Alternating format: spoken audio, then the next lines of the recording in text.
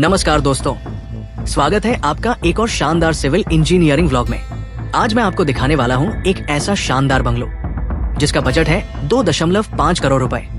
2 मंजिला ये बंगलो न सिर्फ डिजाइन में शानदार है बल्कि इसकी स्ट्रक्चर, प्लास्टरिंग और अब हो रही फिनिशिंग इसे और भी खास बना रही है। तो चलिए इस शानदार जर्नी की शुरुआत करते हैं। इंटीरियर से लेकर स्ट्रक्चर तक सब कुछ दिखाते हैं। इस बंगलो की शुरुआत हुई थी एक स्टैंडर्ड आरसीसी फ्रेम स्ट्रक्चर से, यानी कॉलम, बीम और स्लैब बेस्ड स्ट्रक्चर।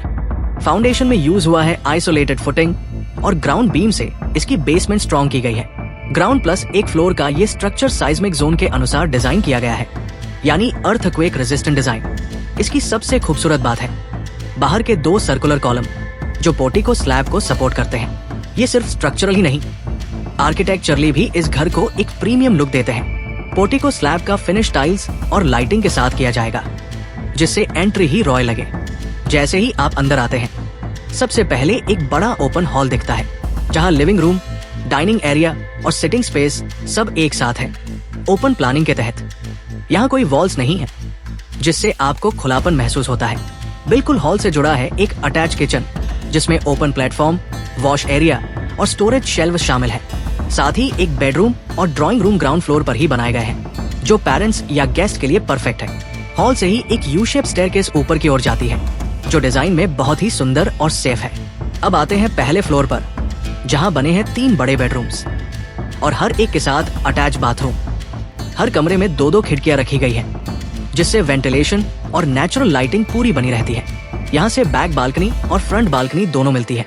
इससे न सिर्फ एस्थेटिक फील आता है बल्कि घर को क्रॉस वेंटिलेशन भी मिलता है।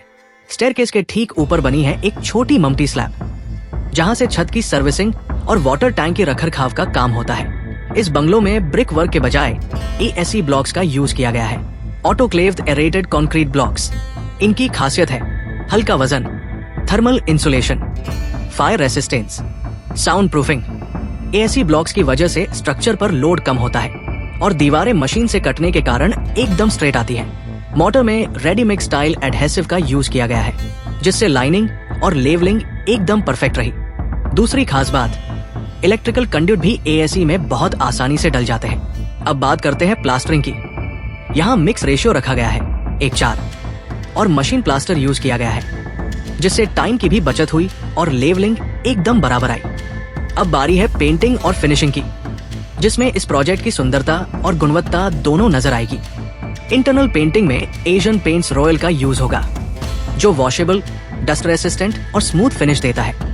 2 कोट पुट्टी, 1 कोट प्राइमर और 2 कोट कलर किया जाएगा। अब बात करें इस 2.5 करोड़ की लागत की।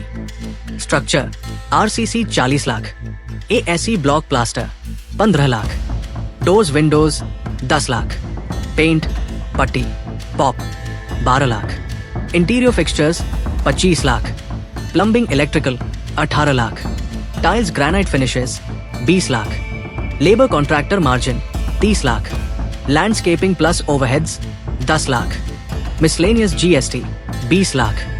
हर चीज में ब्रांडेड आइटम का यूज किया गया है और सारा वर्क प्रॉपर बीओक्यू और आर्किटेक्ट ड्राइंग से ही हुआ है। हर स्टेज पर साइट इंजीनियर और आर्किटेक्ट की निगरानी में ही काम हुआ है।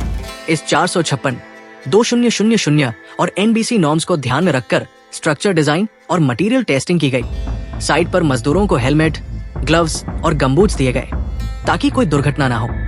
तो दोस्तों, ये था 2.5 करोड़ के इस शानदार बंगले का पूरा कंस्ट्रक्शन सफर।